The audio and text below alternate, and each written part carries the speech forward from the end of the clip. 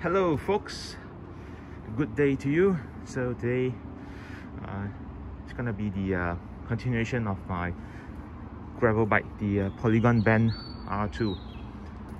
So I just finished my coffee ride. As you can see, we have a coffee bean cup here, and decided to do a quick review of the bike. I took it to a gravel ride yesterday. It was fantastic. So this is what I've done to the bike since the last video. So from top, I swapped out the saddle from the NTT saddle to a fabric. This suits me more. I have another one on my road bike, and it's a very good saddle for me. Saddles takes a personal preference, so this works best for me. And then on the other end of the spectrum, we have the cockpit area, where I swapped out the 90mm stem for a 100mm with the 17-degree angle. The reason I choose to lower it is because the original angle is a bit high.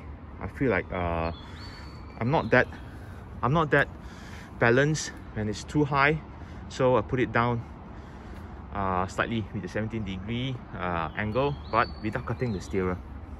It still remains intact, so it's about 20mm here. I swapped out the handlebar as well, because the original handlebar is very heavy. Same goes to the stem. The original stem is very heavy.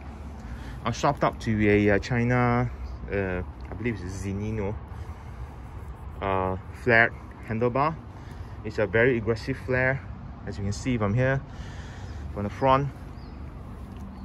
There you go. I'm still getting used to the flare, because when I'm on the bike, when I hold the drop bar here, it feels weird. that's what I can say. And besides the handlebar, what else did I swap? Oh yeah, the original handlebar, although it's heavy and it's aluminium, it came with some kind of gel inserts here and here, so it makes the handlebars much plump, wider, bigger, and it's much nicer to hold it. I removed that padding, the gel padding, and I just use a simple crop bar tape, and it works best for me. Okay, next it's the what else can I say? Oh, bottle cage. Sorry, the bottle cage I put in my Elite Pico Carbon works fine. On the bumpy roads of a gravel ride, the bottles remain intact, not the coffee cup, the bottle. And what else? Okay, so yeah, I removed the front derailleur, because I want to run a 1X setup. So for my 1X setup, I choose to use the ever popular Sensa SRX Pro. This group set is okay. It's nice. Shifting is crisp. No issue with shifting. The cable routing is a bit weird for the rear derailleur, because you can see there's a bulge here. Because of routing. It lets you choose either you want to go to the side or to the middle or to the side. So I choose to go through the middle, because I want to run the cable down my handlebar, so that's why it's bulging out here. I need to do something about it. The lever works fine. No issues with the brake modulation, although it's a cable pull. And the geometry, the ergonomics of the shifter placement on the flat handlebar still needs to get used to it. It's a bit weird holding it this way, but I think I know why the pros nowadays like to put it to the side, yeah, angle it, so it's not.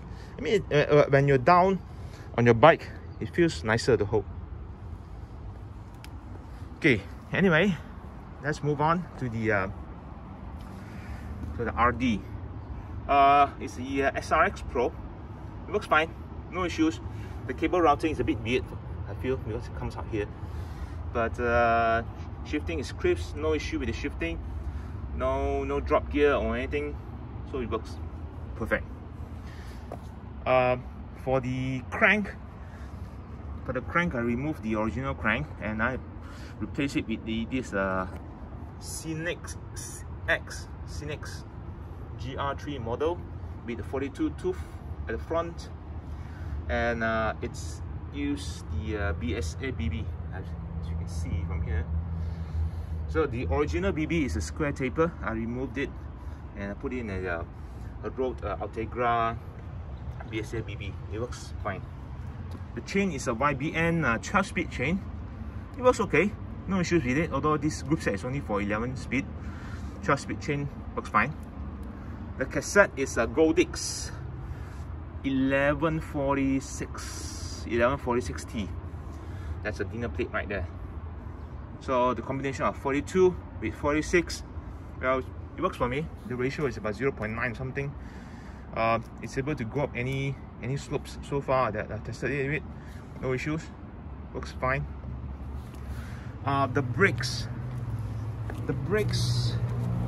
I use the this one, what do you call it? Z-Race semi-hydraulic. So it actuates by cable pull, but there's a hydraulic oil inside to push the pistons onto the rotor. Same goes to the rear. And I changed the rotor to 140 mm. I don't need 160 for my rides. Generally, it's the Ashima AI2. Very light and works fine, no issues. There's a bit of a noise for my disc brake. Need to sort that out. Not sure what that is. Oh yeah, the wheelset. The wheelset, I used the one of the old wheelset that I have lying around, 700C, and I slapped on a Gravel King SK in 43C. Although the manufacturer rated the frame is for 40C, I used the 43C on it. There's no issue. I measured the width of the tire is about 42.8 mm, so it's about 43C. And there's a little bit of a gap here. Yesterday's ride was very muddy because it rained a little bit. No issues with it. There's no rubbing on the frame. You can see it's fine. There's no rubbing on the seat stay, the chain stay as well. No issues. So definitely you can put in a 43. I believe you can put in a 45 as well. But nah, don't think I want to do that. The original wheelset is 650B with 47C. It's very plush, very nice to ride, but rolling is a bit slow when you go onto the tarmac because, well, 650B compared to 700C. Pedals, last but not least, the pedals. So I'm using this Z-Ray pedal. It uses the Shimano SPD SL system. Works fine, no issues. A bit hard to clip in when I got my shoes all mudded up. So it's a bit hard to put in, but otherwise no issues with it. It's quite light, and put in a extender 13 mm, sorry 16 mm left and right, because I wanted to have a wider stance on the bike, hence that's why. So anyway, thanks for staying with me, and I keep you updated on my next vlog on what I'm going to do with the bike. If you have any questions, please let me know down below, and remember to like and subscribe. Thanks folks, see you next time.